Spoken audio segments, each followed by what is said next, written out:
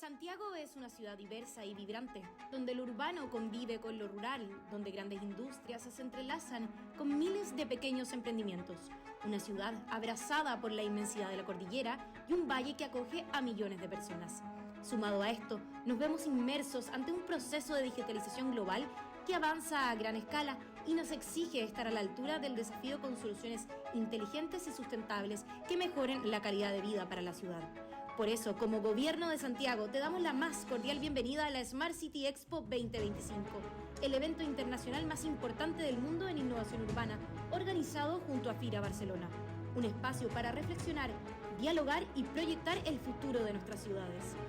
Durante 3 días reuniremos a más de 20 invitados internacionales, más de 100 expositores nacionales, soluciones tecnológicas, experiencias transformadoras e ideas concretas que ya están cambiando realidades en Chile, en el mundo y aquí, en nuestra propia ciudad.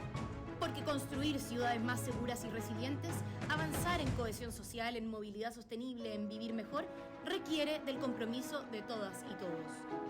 Hoy nos encontramos para imaginar juntos una ciudad más integrada, más justa y preparada para el futuro. Bienvenidas y bienvenidos a Smart City Expo Santiago 2025.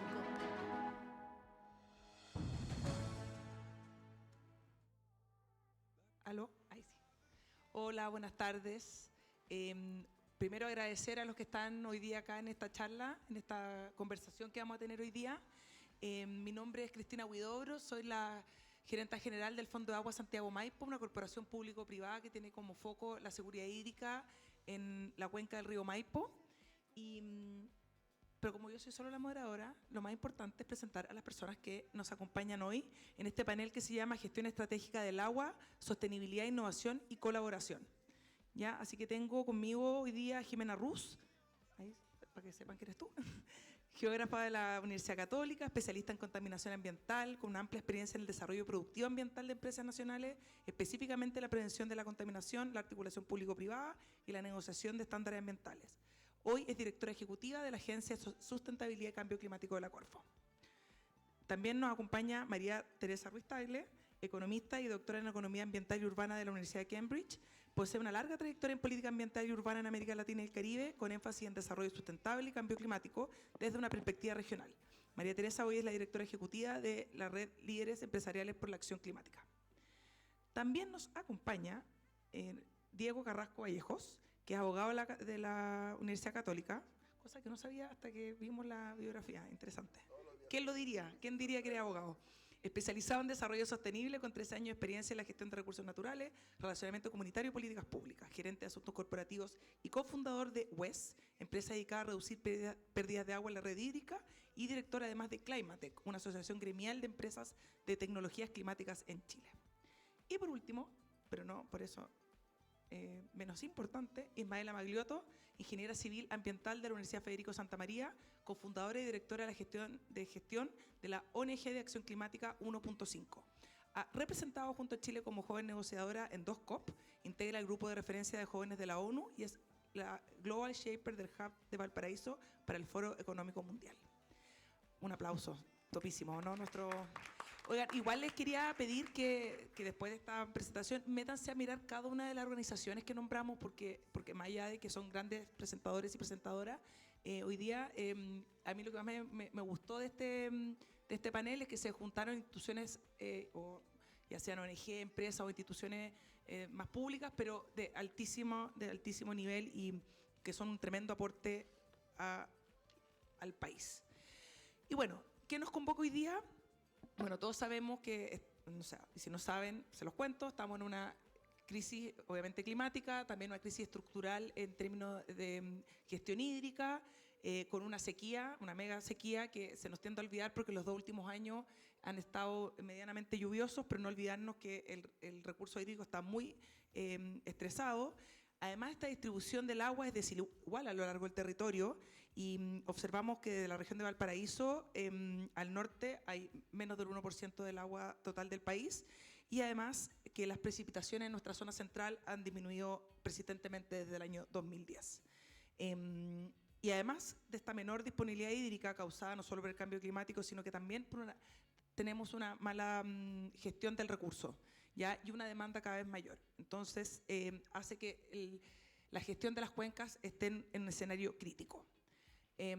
Aquí no les dije, pero yo soy urbanista, entonces este tema también me preocupa mucho, que también la hiperurbanización de nuestros territorios ha exacerbado los ciclos hidrológicos. Tenemos ciudades que han impermeabilizado los suelos, lo que modifica las leyes del drenaje, y además estamos con problemas de inundación. O sea, llueve poco, pero cuando llueve no inundamos. Entonces, un poco irónico y paradójico. Y, bueno, además de pérdidas de la red de agua, uso ineficiente del recurso y generación de aguas residuales. Dicho todo lo anterior, frente a este panorama surge una pregunta urgente. ¿Cómo vamos a abordar de manera rápida, integral y eficiente la crisis hídrica, especialmente en zonas urbanas, pero también con una mirada territorial? Entonces, la idea es que este panel hoy día nos pueda permitir, probablemente, obviamente no vamos a solucionar el problema, pero que nos pueda dar ciertas luces de cómo, con estas distintas miradas, se puede ir abordando una crisis que es altamente compleja y que no tiene soluciones fáciles. Así que con eso, Jimena, te damos el paso para que puedas empezar tu presentación, por favor. Tienes 8 minutos. Bueno, ¿aló? ¿Se escucha? Bueno, muchas gracias, Cristina, por esta invitación, al Gobierno de Santiago también. Un saludo a mis compañeros panelistas y a todos ustedes que hoy día están aquí presentes un día viernes a esta hora que pensamos que era difícil la convocatoria. Lo que yo les voy a contar es uno de los programas que está realizando la Agencia de Sustentabilidad y Cambio Climático. Como lo dijimos, nosotros somos un comité Corfo y les quiero contar un programa que estamos trabajando que se llama Estrategias Hídricas Locales. Nosotros pensamos que era clave hacer una bajada a nivel municipal de cómo abordar las crisis y la seguridad hídrica, de tal manera que este programa de alguna manera responde a eso.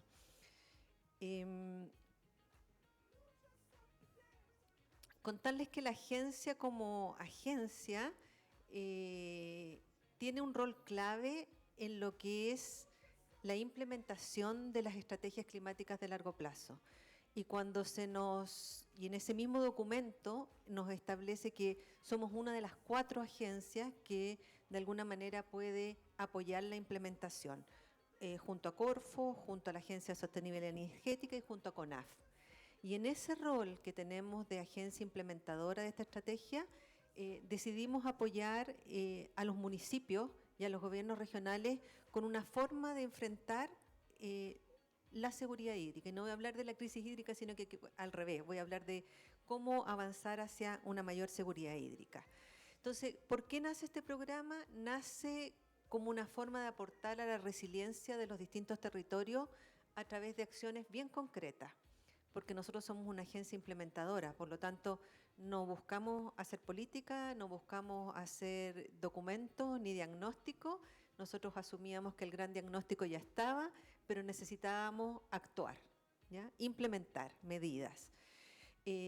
Creemos que este programa apoya fuertemente a las comunas en su agenda climática. ¿Y por qué? Porque la Ley de Cambio Climático le establece a los municipios y a los gobiernos regionales desarrollar planes de acción climáticos.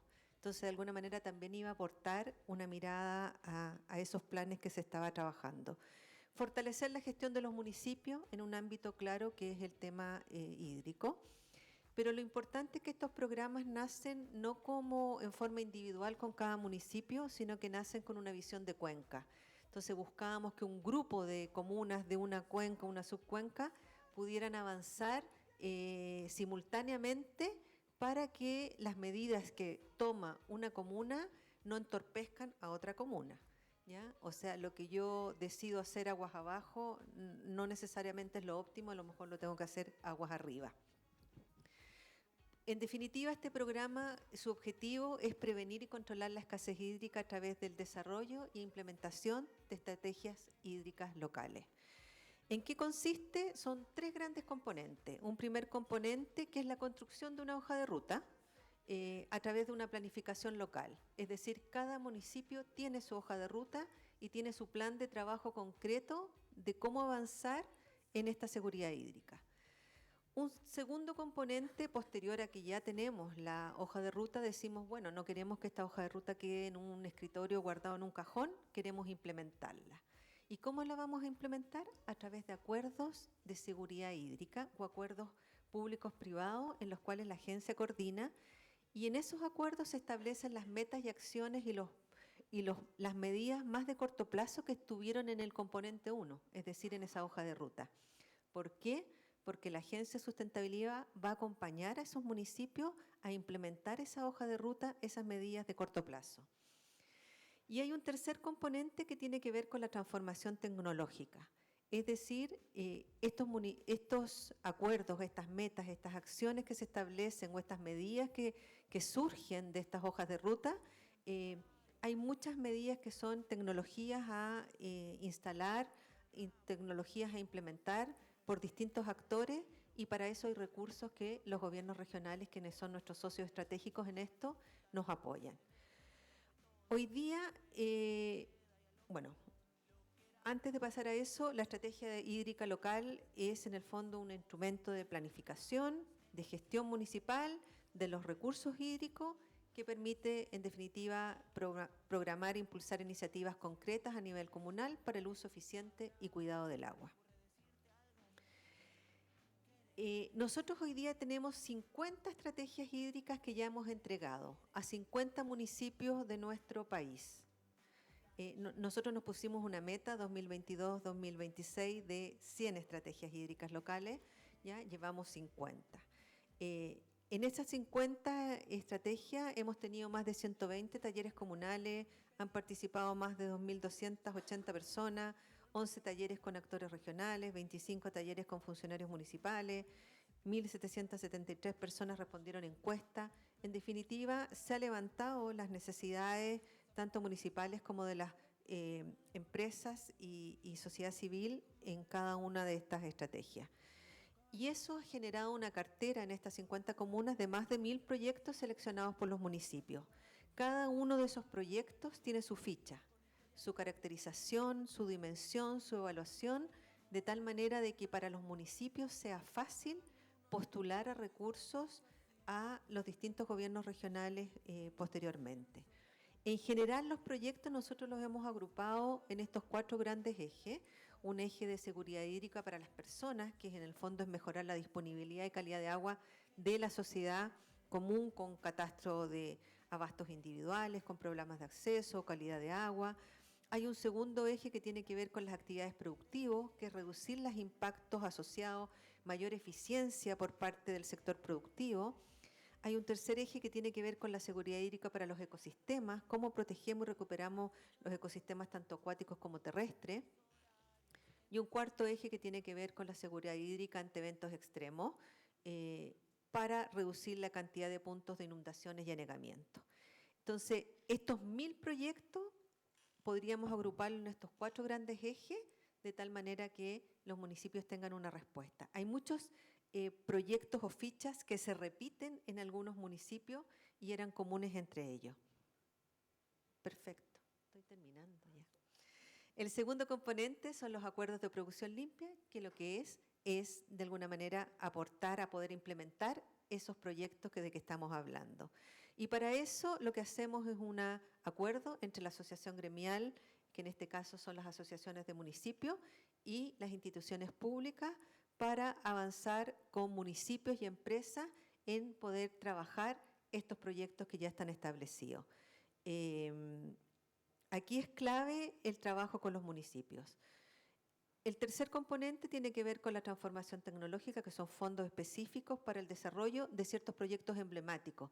Esos proyectos que se repiten en varias comunas, bueno, sí, los vamos a postular y hay recursos para que puedan ejecutarse en ese sentido.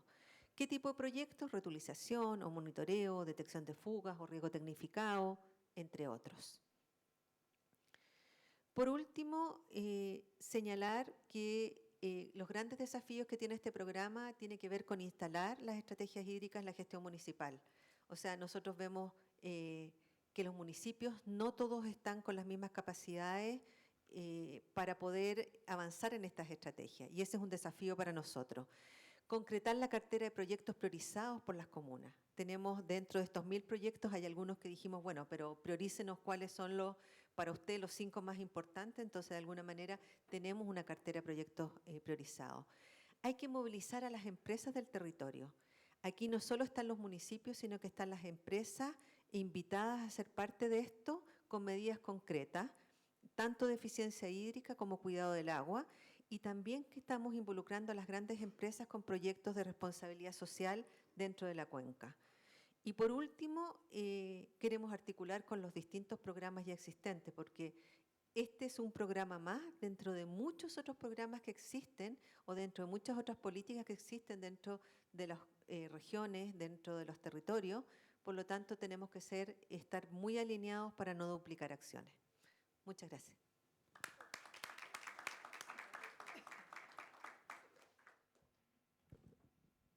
Muchísimas gracias, Jimena. Oye, muy interesante escucharte. Después vamos a tener tiempo para algunas preguntas, pero me salté el protocolo de los agradecimientos y efectivamente, y tú lo hiciste muy bien, agradecer la oportunidad de hacernos este panel y de tener a estos estupendos speakers, al gobierno de Santiago por invitar y convocar a esta Expo Smart City, a FIRA Barcelona por la organización y a Interexpo también. Y porque al final también hay una mirada integral de lo que es la Smart City, y nosotros que somos aquí del mundo del agua, agradecemos que este tipo de temas se han incorporado dentro de la lógica de las ciudades inteligentes. Así que con eso en mente te damos el pase, María Teresa Ruiz Tagle, por favor. Bueno, muchas gracias por la invitación. No voy a repetir, pero agradezco al público. Un viernes en la tarde teníamos poca esperanza, así que nos alegramos mucho de que el tema del agua, esta preocupación, esta mega sequía que mencionaba Cristina, ¿cierto? Realmente llame a la acción. Bueno, yo le pusimos como título en CLG, porque somos los líderes empresariales por la acción climática, cambio climático y seguridad hídrica, colaboración público-privada. Claramente el tema del cambio climático nos está afectando la seguridad hídrica y para hacernos cargo, como les voy a ir mostrando, vamos a necesitar esta colaboración. Pero ¿qué es lo que es el CLG? El CLG viene de una sigla en inglés, que es el Corporate Leaders Group for Climate Action, en castellano, líderes empresariales por la acción climática. Esto está formado por un grupo de empresas que son líderes empresariales en acción climática. Como pueden ver, tenemos empresas del sector minero, agua, energía, tecnología, transporte, está retail, salud, etcétera. O sea, representamos a muchas industrias. Esto está basado físicamente en la FEN, la Facultad de Economía y Negocios de la Chile. Los patrones de esta organización son la FEN justamente, la Embajada Británica y la Cámara Chileno-Británica de Comercio. ¿Y por qué está tan metida el gobierno británico, si ustedes quieren? Porque esta organización fue originalmente creada en UK, en el Reino Unido, por el entonces príncipe Carlos, actual rey Carlos III, justamente para involucrar al sector privado dentro. Se me olvidó ponerle play al tiempo. Mira el tuyo, gracias. ¿Ya? Para involucrar al sector privado en lo que es la acción climática, entendiendo que solamente el sector público, solamente la sociedad civil no vamos a poder enfrentar los problemas, ¿cierto? Y las dimensiones del cambio climático, por lo tanto el sector privado tiene que participar.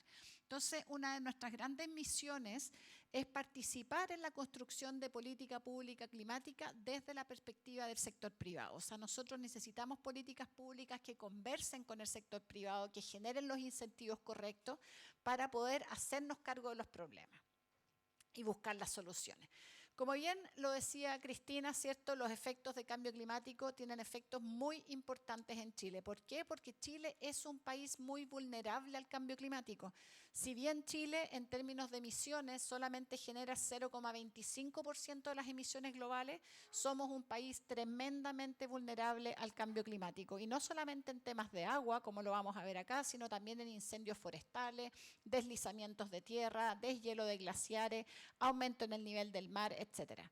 Pero para irnos al tema del agua, efectivamente tenemos dos grandes vulnerabilidades, ¿cierto?, que están relacionadas al cambio climático, que son justamente las sequías y las inundaciones. Mírenlo para ojos, o sea, el desierto avanza en una zona de Chile, pero por otro lado tenemos grandes inundaciones. Y lo que hace el cambio climático es que exacerba estas vulnerabilidades, hace que los eventos extremos sean más frecuentes y de mayor nivel de daño. ¿Qué quiero decir con esto? Que si no hacemos nada para hacernos cargo del cambio climático, igual es costoso. Igual es costoso para las empresas, para la sociedad, para el Estado.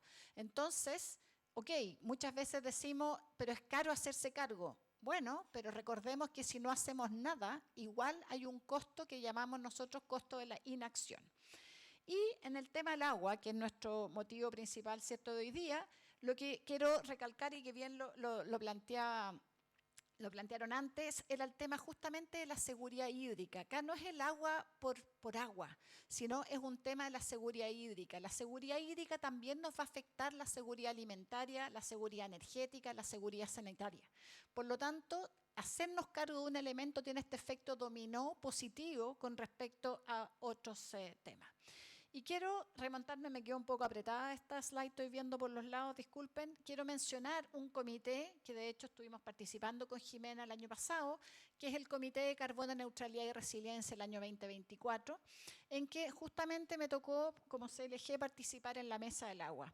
Y de hecho quiero contarles que esta Mesa del Agua fue creada a posteriori de que se hiciera el llamado. O sea, este llamado se hace para revisar cómo iban nuestros compromisos con la NDC. La NDC son los compromisos que tiene Chile con respecto al Acuerdo de París.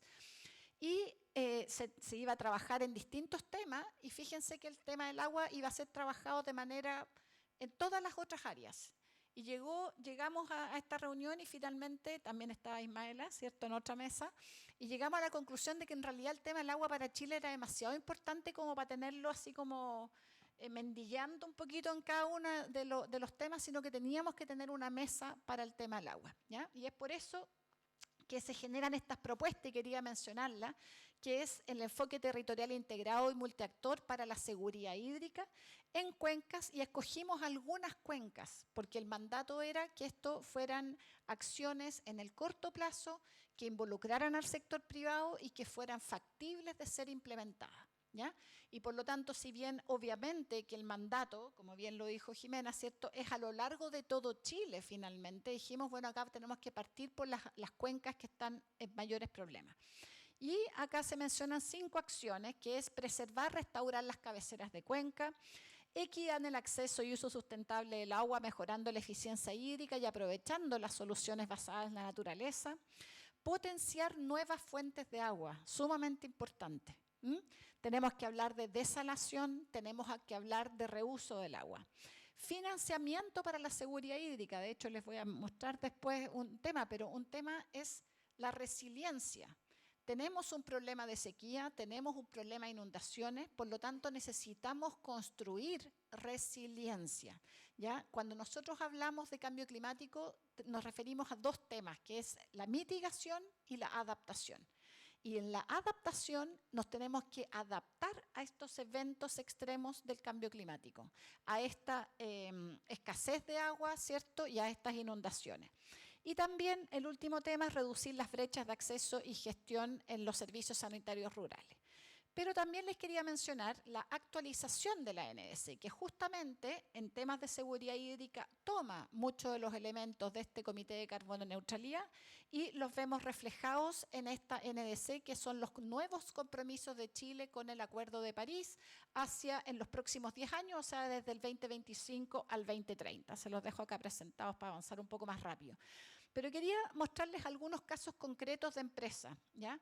Quiero mencionar, por ejemplo, que Anglo American, una empresa minera de Chile, que entiende justamente el problema donde en el territorio de esta escasez hídrica plantea un compromiso de 0 consumo de agua dulce en los bronces al 2030. ¿Ya? Y uno dice, bueno, ¿y cómo lo va a hacer si antes estaba ocupando agua? Bueno, hay alternativas, por ejemplo, la desalación, la mayor eficiencia, etc. Microsoft, ¿ya?, empresa tecnológica, tiene un compromiso muy ambicioso, que es ser agua positivo. ¿Cómo se puede ser agua positivo? O sea, devolver al sistema más agua que la que yo consumo.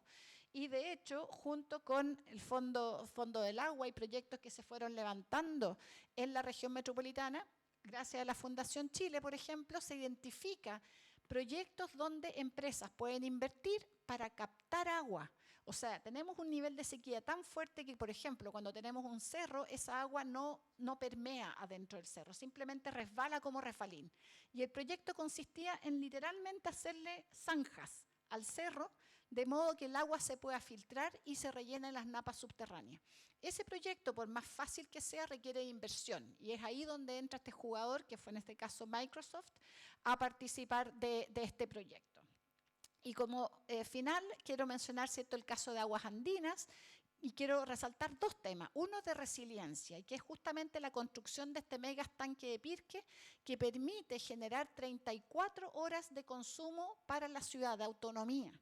Entonces, como bien dice Cristina antes, cuando decimos, bueno, es que no nos damos cuenta, también hay que pensar que hay empresas detrás que están mirando, no solas, porque es un trabajo colaborativo público-privado, ¿cierto?, pero que están mirando esta situación y por lo tanto están diciendo, bueno, necesitamos invertir en resiliencia porque están pasando estos eventos y nos tenemos que proteger.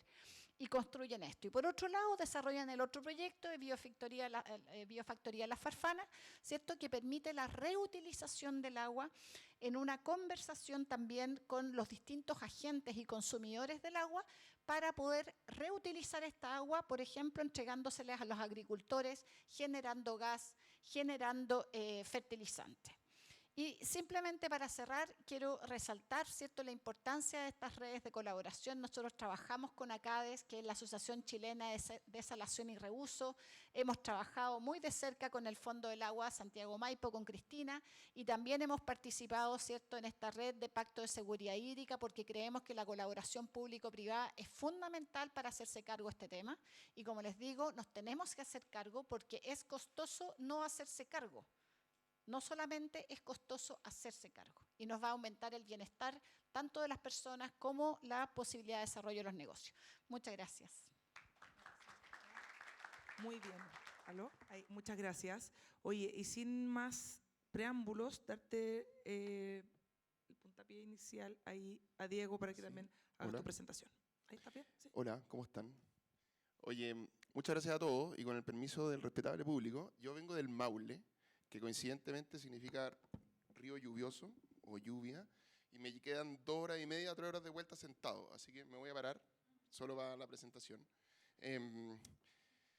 Vamos directo. Lo primero, algo de perspectiva, puntos de vista, big picture, como le gusta decir a los gringos. Esta foto es muy famosa, para los que no saben, es la primera foto completa que se tomó de la Tierra desde el espacio, y se llamó Canica Azul, o Blue Marble le pusieron. Y significó una revolución en su minuto porque era la primera vez que veíamos la Tierra completa. Pero esta foto nos trae muchas cosas, o nos dice muchas cosas. Lo primero es azul, se llama Canica Azul, ¿verdad? El 70% del planeta aproximadamente es agua. Lo segundo, está flotando en una inmensidad negra. Estamos ahí todos encerrados, todos los que estamos acá y todo lo que conocemos está adentro de ese planeta. Y por lo tanto es nuestra especie de nave espacial que compartimos, que es finita, ¿vale? Y en ese recurso ahí pasa todo lo que estamos hablando, ¿vale? Vamos a volver a esto, pero solamente como para ponerlo como un contexto. Y ese planeta azul está estresado hace mucho tiempo, de manera incremental, por el fenómeno que conocemos como cambio climático. Pero para no detenerme en el cambio climático, sí les voy a hablar de los efectos del cambio climático respecto del agua. Y acá Tere y Jimena ya nos han dado muchos datos que pueden ser interesantes y también un poco escalofriantes. Yo les voy a sumar otro nuevo.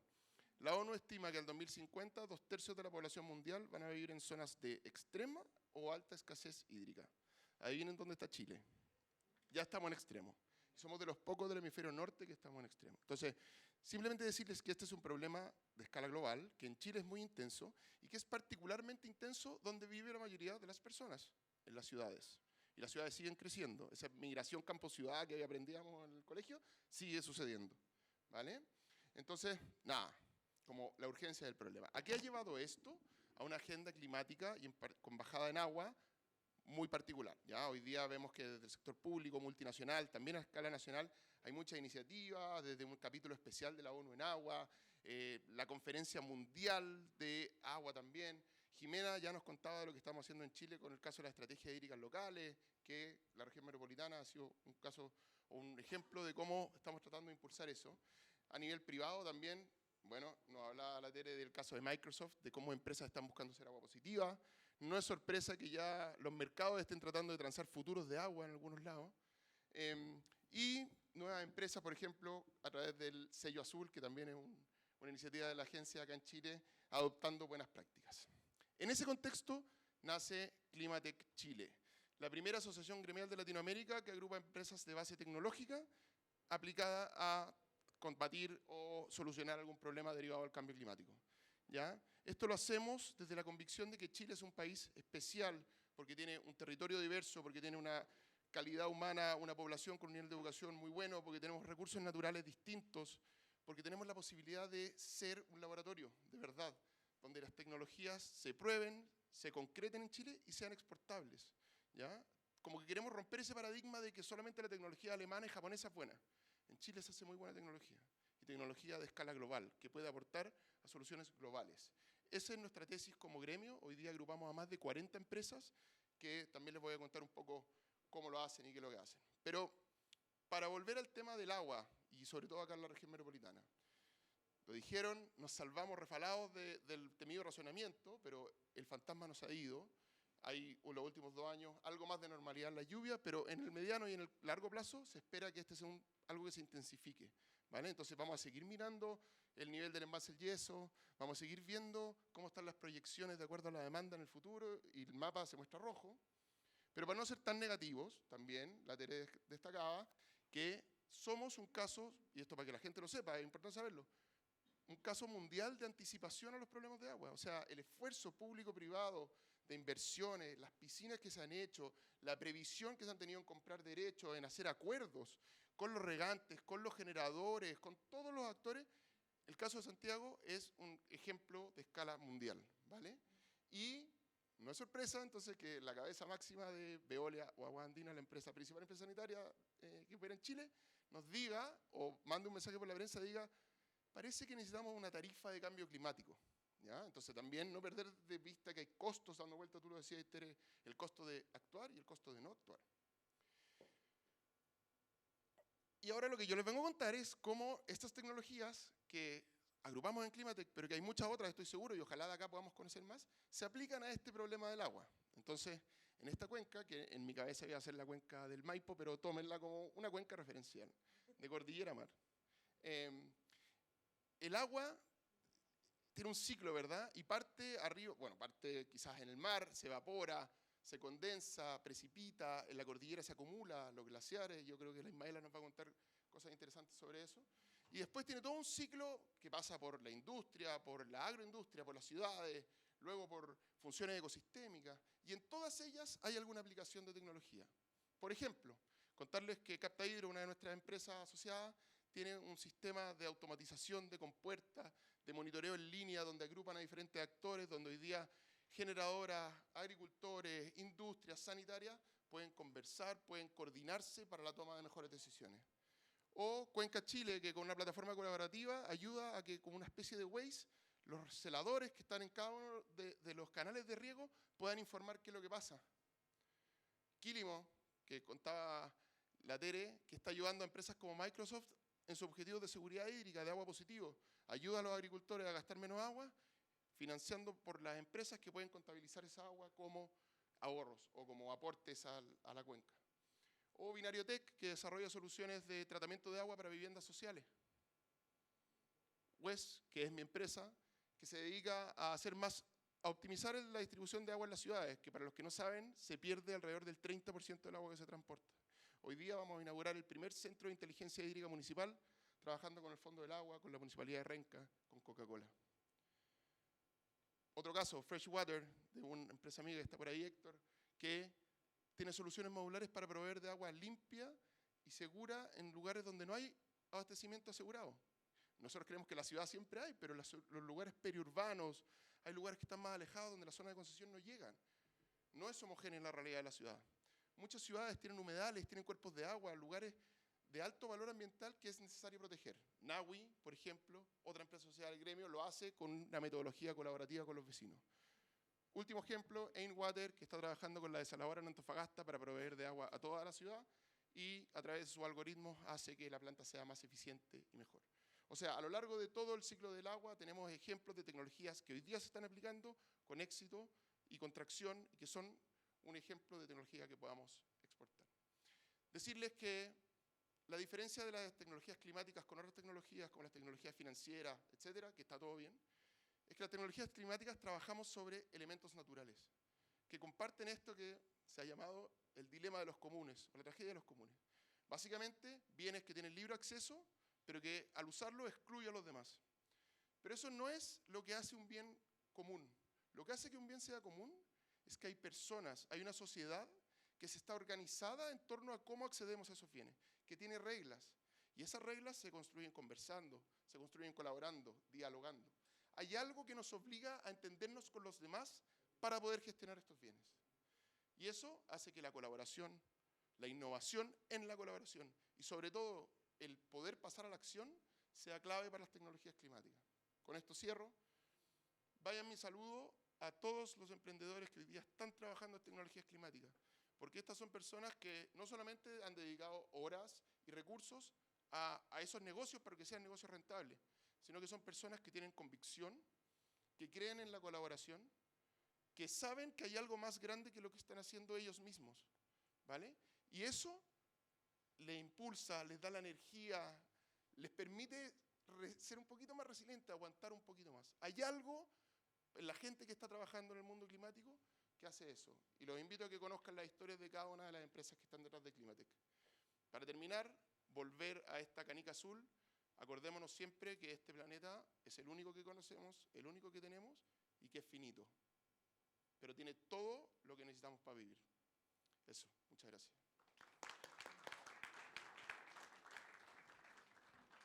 Buenísimo, muchas gracias, Diego. Y ahora los dejamos con nuestra última presentación de Ismaela Magliotto. Bueno, muchas gracias por el espacio y la invitación para participar y también agradecer al público que vino un viernes en la tarde, invierno frío. Así que muchas gracias por darse el tiempo de escuchar esta presentación. Y nada, también me pone muy feliz estar acá personalmente y también escuchar a Climatec. Yo antes trabajaba en Climatec, entonces muy lindo poder ver cómo esta asociación sigue existiendo. Y bueno, hoy día me toca hablar desde una posición diferente, desde el rol de la sociedad civil. Como les comentamos antes, yo soy cofundadora de una ONG que trabaja en temas de cambio climático y hoy les quiero comentar un poquito sobre los desafíos que identificamos dentro de la gestión del agua, que sabemos que son muchos, pero hay que acotar la presentación a los tiempos que nos indicaron.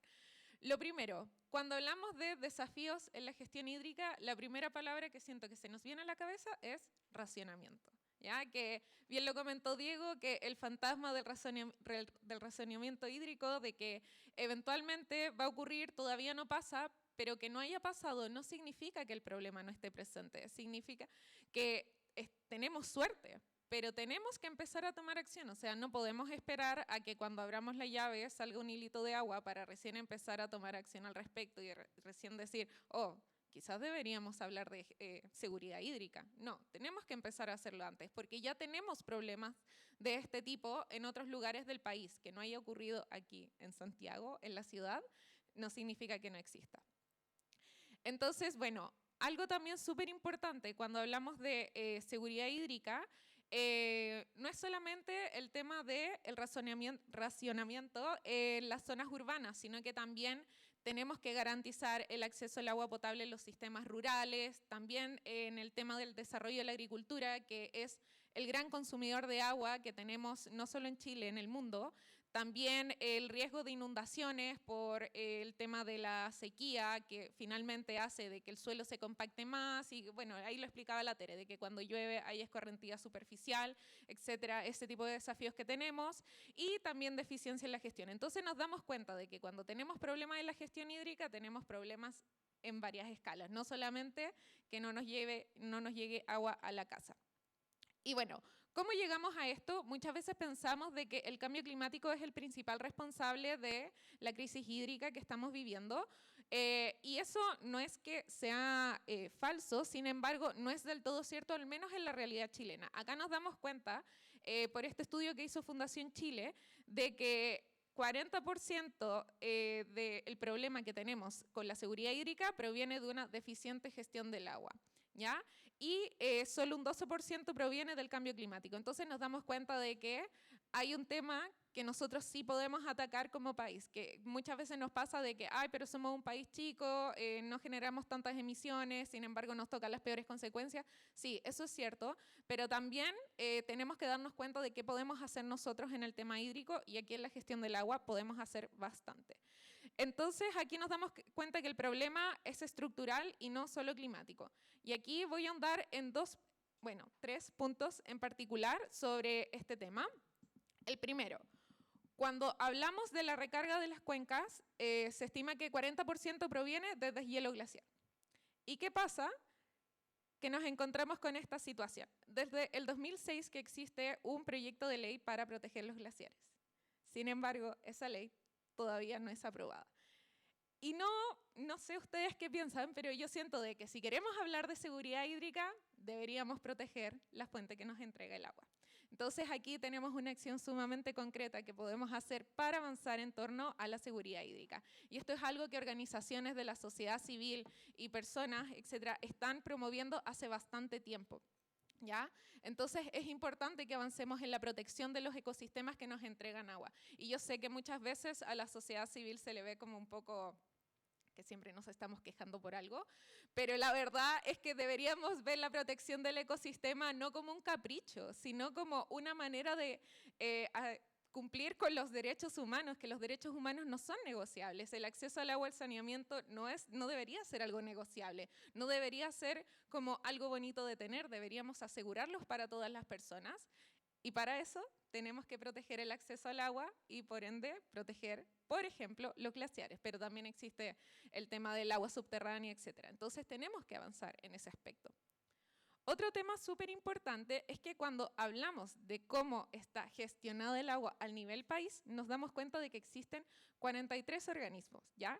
El 2013, no estoy hablando del año pasado, 2013, ya hace ya más de 10 años, el Banco Mundial analizó cómo estaba gestionada el agua en Chile y detectó que hay 43 organismos con 102 funciones. Entonces, ¿esto qué nos dice? Que la gestión del agua está sumamente fragmentada en Chile. Está fragmentada y, por ende, tiene una necesidad en temas de coordinación.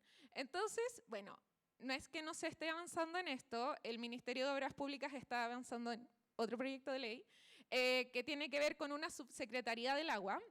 Igual es sumamente interesante que lo esté haciendo el MOP, porque habla mucho de cómo como país percibimos el agua, ya que esté alojada en el Ministerio de Obras Públicas y no, por ejemplo, en el Ministerio de Medio Ambiente, como sí lo está en otros países. Y bueno, también habla mucho, por ejemplo, de la organización de la Smart City, de que el tema agua esté en una sala paralela y no en el panel principal, siendo que la crisis hídrica es uno de los temas más relevantes, a mi parecer, que tiene en estos momentos Chile. Y bueno, entonces, ¿qué necesitamos? Primero, protección de los ecosistemas que nos entregan agua. Como ya les comenté, está el tema de los glaciares, está el tema del agua, de las cuencas subterráneas. También tenemos una necesidad de gestión de agua más coordinada y eficiente. Ya sabemos que tenemos distintos organismos, sin embargo, tenemos que lograr que se coordinen. Un proyecto de ley no viene siendo la solución a todos los problemas. Sí, obviamente es un avance, pero si no se implementa de la manera correcta, es bastante complejo. O sea, la última actualización que tuvo el Código General de Aguas invita a que exista una gestión coordinada de cuencas. Sin embargo, en esa parte en particular todavía no se ha avanzado. Entonces ahí tenemos desafíos. ¿Sí? El papel puede sostener mucho, pero son las acciones las que finalmente logran avanzar en que tengamos seguridad hídrica. Y por último, que existe una participación vinculante de la ciudadanía, que esto tiene que ser transversal. O sea, si no consideramos a las personas, a la sociedad civil dentro de estos procesos, finalmente se están construyendo proyectos e iniciativas en una base bastante inestable. Es como que estuviéramos construyendo sobre dunas. Y ya sabemos lo que pasa cuando construimos en suelo inestable. Los proyectos a la larga cuesta que se sostengan. Entonces tenemos que avanzar en conjunto con la ciudadanía y no ver a la ciudadanía como, ay, qué lata, tengo que cumplir con esto de la participación ciudadana, sino que entender realmente el valor que aporta la ciudadanía a la correcta realización de los proyectos para que perduren en el tiempo y se ejecuten de la manera lo más positiva y colaborativa posible, y que sea un desarrollo que no sea a toda costa, sino que sea un desarrollo de esos que nos permite beneficiarnos a todas las personas y no solamente a algunos pocos. Entonces, eso sería. Muchas gracias. Impactante, 7 minutos 59 segundos, o sea, y 51 milésimas, o sea, es que ni que lo hubieran ensayado, tenían 8 minutos. Si hubiera que ganar un premio, se lo ganó la Ismael, así que muchas gracias por tu uso correcto del tiempo. Ahí hubo una buena formación de base. Oye, bueno, súper interesante todo lo que dicen. Yo no sé si me puede decir la organización cuánto tiempo nos queda de panel, solamente para saber cuántas preguntas puedo hacer, porque tengo muchas. ¿Ya? ¿Quedan como 17 minutos, 20 minutos, más o menos? Chuta, ya. Bueno, pero mira, de las cosas que fuimos escuchando, creo que aparecen como conceptos súper interesantes. Esto que decías tú, Teresa, del costo de la inacción, del fantasma del racionamiento, este efecto dominó de que la sequía nos trae problemas o sea, la seguridad hídrica nos trae temas de seguridad alimentaria, etcétera. También Ismaela nos hablaba de los temas de gobernanza, o sea, son múltiples desafíos. Y claro, como que uno podría quedarse como con la sensación esta un poquito no sé, una mala sensación de que estamos en un escenario medio trágico, que puede ser o no, pero el punto es que a mí lo que me encanta de este grupo de personas, y quizás los que están también detrás de Climatic y todo, es que yo siempre digo que para dedicarse al cambio climático tenemos que ser un grupo optimista, porque eso estaríamos todos deprimidos, ¿ya? Entonces, espero que no sea el caso. Entonces, también como que me emociona escucharlo y ver que en el fondo aquí están pasando cosas, ¿ya? Que tenemos al Estado, a la sociedad civil, a las pymes, a las empresas, y que están como, se dan luces de por dónde va el camino, y estamos claros de que no estamos lejos de tener todo resuelto, pero por ahí va el tema. Y también me encantó eso que dijiste, que la protección del ecosistema no es un capricho. Estoy completamente de acuerdo contigo. Así que bueno, vamos a partir con las primeras preguntas. A Jimena, bueno, nos nombraste que uno de los desafíos que tienen como agencia es instalar la EHL, las estratégicas hídricas locales, de efecto de funcionaria pública, hablar en sigla, en la gestión municipal. Y hablaste que una de las principales barreras eran las faltas de capacidades, ¿ya? Me gustaría que pudieras profundizar un poquito de eso, porque de hecho es algo que estamos mirando como Fondo de Agua. Hay un tema como de formación de profesionales, hay temas de burocracia, faltan metas. ¿Por dónde ves tú esa barrera, esa brecha? Bueno, nosotros en el caso de las estrategias hídricas locales de la región metropolitana que fueron apoyadas por el gobierno de Santiago, tomamos comunas rurales y comunas urbanas. Y ahí es la primera gran diferencia, ¿ya? O sea, ahí claramente las capacidades de gestión, las capacidades técnicas que tienen los distintos actores municipales son muy, muy diferentes. Teníamos comunas muy bien preparadas, incluso había comunas que tenían estrategias hídricas locales, versus otras que decían, ¿qué hacemos? ¿Qué es esto? Y como aquí había que construir una cartera de proyectos que tuviera lógica a nivel de cuenca, una cartera de proyectos para que después el gobierno regional pudiera financiar esos proyectos a los municipios y tuviera una lógica común, o sea, no cualquier proyecto. Claro, hubo que apoyar mucho más a aquellas comunas en que eran más, entre comillas, deficitarias en cuanto a profesionales, técnicos, y también en profesionales que estuvieran destinados a esto. Por lo tanto, cuando estamos firmando un acuerdo para poder implementar, el primer requisito es que el municipio nombre una persona a cargo de esto, ¿ya? Porque necesitamos capacitar a esa persona para que entienda la problemática y para que además pueda después seguir postulando estos proyectos y poder beneficiar a su comuna, a las empresas de su comuna y a las viviendas y sociedades en general de su comuna. Empezar a entender los proyectos.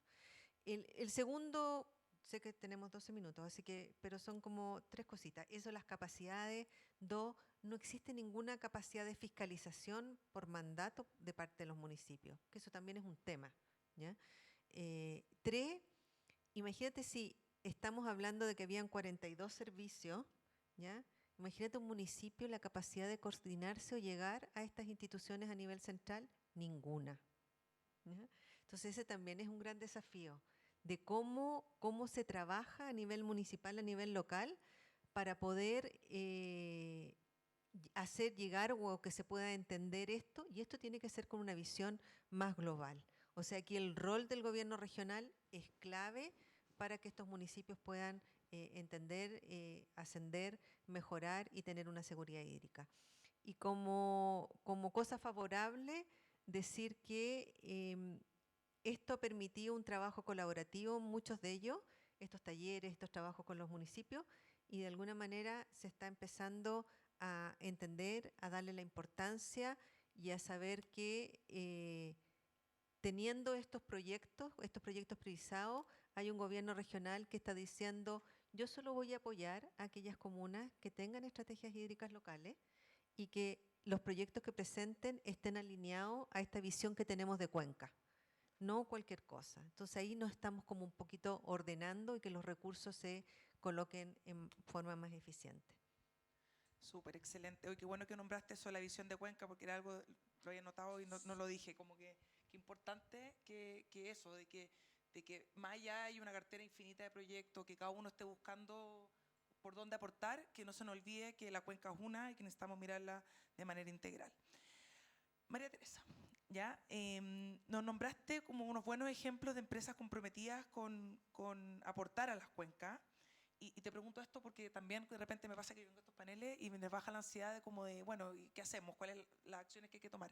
Entonces, ¿cómo podemos pasar de ver estos como pilotos o estas como acciones como súper esporádicas, yo siempre digo, contás con una mano las empresas que están dedicadas o están aportando a la cuenca o haciendo replenish o agua positivo, para que sea parte de la gestión y la operación de las empresas, que reconozcan su consumo de agua y también sacan un poquito a cargo? ¿Cómo lo ves tú? Yo creo que es súper importante que las empresas reconozcan dentro de sus riesgos los riesgos climáticos, que son riesgos financieros y riesgos reales. El quedarse sin agua va a afectar el desarrollo productivo de todos los negocios, y a eso hay que darle una probabilidad y atribuirle un costo. Y si tú lo metes dentro de tu ecuación de riesgo dentro de las empresas, entonces va a afectar, como decimos nosotros, la última línea, y alguien se va a mover y va a decir, quedarme sin agua, como fue el quedarse sin electricidad en otro momento, tiene un impacto económico muy grande y por lo tanto me tengo que hacer cargo. Pero obviamente que hacerse cargo implica inversión, pero también tenemos claro que el no hacerse cargo significa costo. Entonces ahí hay un análisis costo-beneficio que van a tener que hacer las empresas. Para algunas puede ser que el costo-beneficio sea rentable sola, pero para otras puede que tenga que coordinarse con otros organismos. Yo desde ese punto de vista valoro mucho, qué pena que tú no pudiste presentar hoy día el Fondo del Agua, ¿cierto? Porque el Fondo del Agua, y también lo mencionaste, ¿cierto, Diego?, el tema de esta colaboración, o sea, ¿quiénes consumen agua? El Fondo del Agua, y lo voy a decir yo porque no lo estás diciendo tú, pero en el Fondo del Agua están empresas mineras, empresas de agua potable, canelistas, industria, todos son consumidores de agua. A todos les afecta, pero tienen que ponerse de acuerdo. Primero tienen que entender el recurso, el ciclo del agua, ¿correcto? El hecho de que se trabaja en una cuenca y ver cómo se pueden ayudar. Entonces ahí quiero volver al ejemplo de Aguas Andinas, ¿ya? Que en el fondo con el proyecto de la Farfana, lo que hace Aguas Andinas es que los canalistas tienen derechos de agua. Ellos desarrollan el programa saneamiento y por lo tanto purifican el agua, pero por ley esa agua purificada en Chile, en Barcelona se la toman, es potable, puedes llegar a que sea potable, en Chile todavía la ley no lo permite, pero entonces esa agua que se trata se la entregan a los canalistas a cambio de los derechos de agua que tenían, ¿te fijas? En otra parte. Entonces Aguas Andinas tiene más agua disponible para el consumo humano y suelve la necesidad y es su negocio. El negocio de ellos es entregar agua. Pero al mismo tiempo Aguas Andinas, y insisto, no solo ellos, sino por este tema colaboración público-privada, se da cuenta de que tiene que invertir en resiliencia, ¿cierto? Por eso la construcción de estas piscinas o estos estanques que le permiten 34 horas. Y estas 34 horas, ojo, no es solo para cuando hay sequía. Cuando hay lluvias, de hecho, el agua se pone muy turbia y por lo tanto no se puede tratar y por lo tanto también nos podemos quedar sin agua. Entonces es bien irónico porque hay días en que llueve y dice, pero ¿cómo me va a quedar sin agua? Nos podemos quedar sin agua. Ya tenemos 34 horas y ahí, por ejemplo, quiero resaltar la sociedad civil. Conversando con Aguas Andinas, por ejemplo, nos decían que una de las maneras en que ellos se hicieron cargo de estas crisis en un evento justamente de diluvio fue hablando con la ciudadanía, apelando a la gente que por favor consuman menos agua. Todos podemos consumir menos agua, ¿ya? Y ellos apelaron a que la gente, por favor, si puedes posponer un lavado de ropa, posponlo. Si puedes posponer, no sé, duchas o lavado, o qué sé yo, el riego, por supuesto, si estaba lloviendo, pero cualquier cosa que puedas posponer. Y nos contaba justamente Felipe, que somos amigos en común, ¿cierto? Felipe Sánchez de Aguas Andinas, que lograron bajar la demanda de agua, notable. Entonces, teníamos una crisis, una emergencia, se había invertido en resiliencia, pero son 34 horas, no es infinito. ¿Ya? Y por lo tanto se requería de la participación y el involucramiento de la sociedad civil, y la sociedad civil se puso. Y así como se puso la sociedad civil, también hay que apelar a las industrias, ¿ya? Y a la minería, y a todos, o sea, mejorar la eficiencia. Diego mencionaba las pérdidas. ¿Cuánta agua se pierde? Eso también es parte de los compromisos de la ANDC, trabajar en el tema de las pérdidas de agua. Eso, ahí lo dejo. Gracias. Maravilloso. Muchísimas gracias. Oye, ya, Diego, bueno, Climate, que este primer gremio latinoamericano, empresa con foco en soluciones en cambio climático, y tú planteaste que quieren transformarse, o lo nombraste, a Chile en un polo de innovación climática, que suena como muy Silicon Valley criollo. Ya, bien atractivo la declaración. Entonces, ¿qué necesitamos hacer para acelerar esta idea de hacer un polo de innovación? O sea, entendiendo que hay una voluntad de cierta empresa, me imagino que algo hay de habilitación a nivel de Estado, porque si no, ni siquiera se plantearía como idea, pero ¿cómo hacemos? Porque lo que nos pasa a los que trabajamos en este tema es que necesitamos que las soluciones sean ayer. Entonces, a este ritmo no llegamos. Entonces, ¿qué en tu mirada falta para que esto se acelere? ¿Dónde pondrías los huevos ahí? ¿En qué Buenísimo. canasto?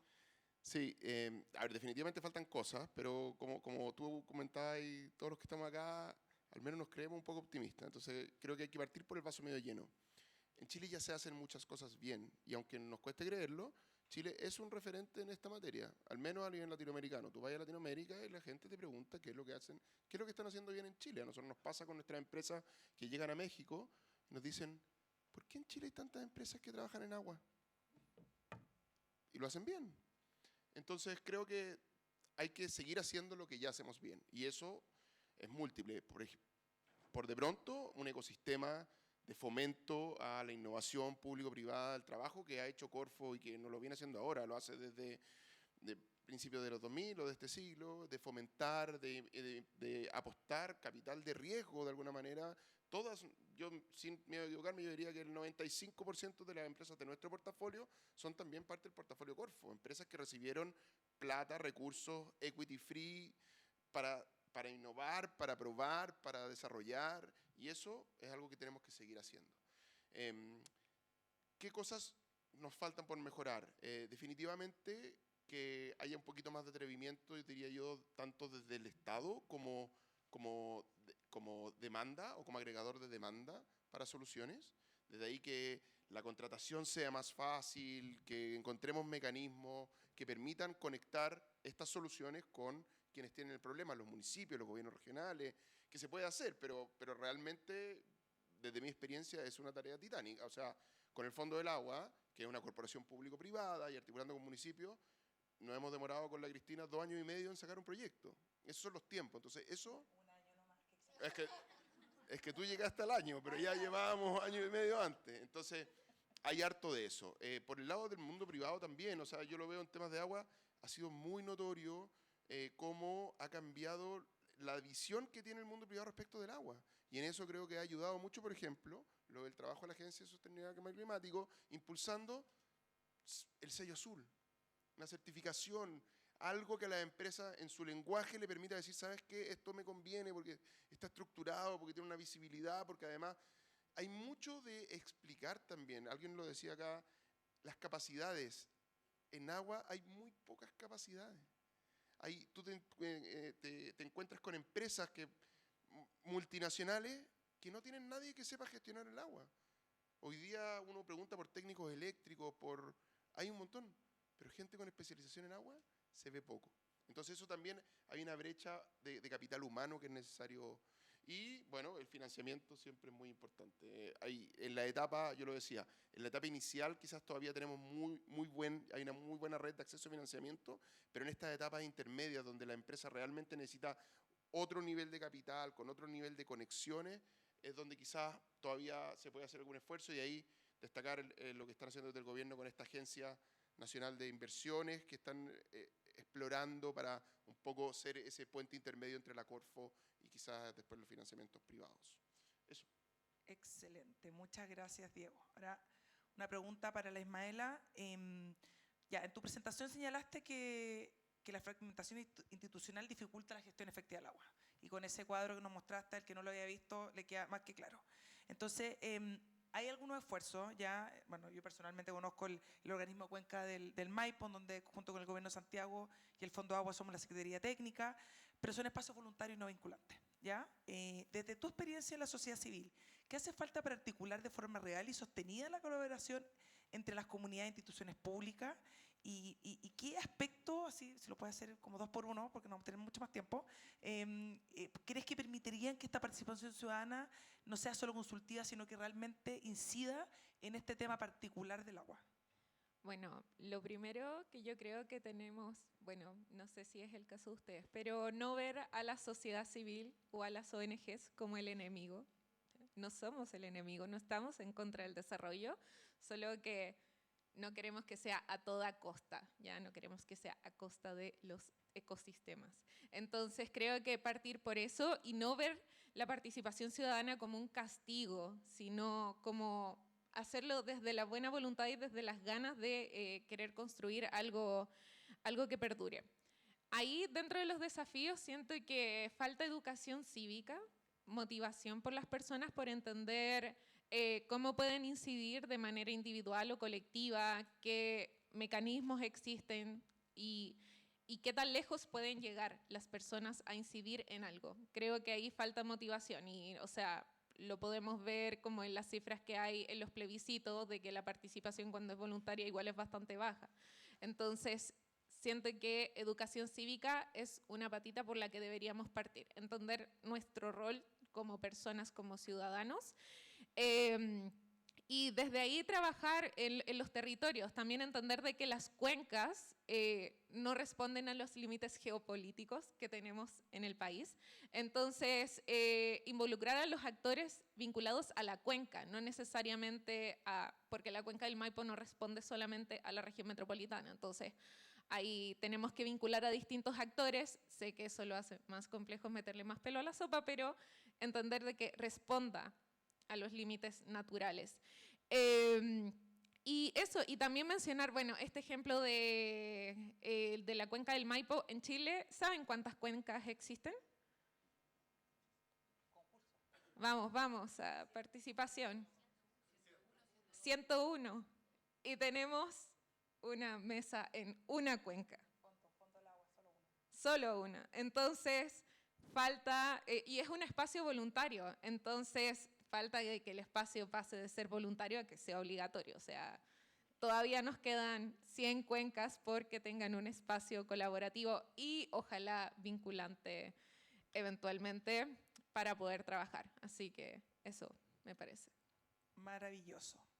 Estamos en el tiempo, ¿no? Sí, ya. Entonces, porque lamentablemente no me aparecen más preguntas, pero me quedo con muchas cosas. Creo que espero que todos hayan podido llevarse como algunos aprendizajes, ganas de hacer doble clic en las distintas instituciones, pero me quedo con esta necesidad de que el agua sea más protagonista, que tenga no solo su sala paralela, sino que un plenario, y como sus deseos son órdenes, no solo tenemos un plenario, tenemos una Expo Agua, el 13 y 14 de agosto. Esto me salió como mención de radio, ¿ah?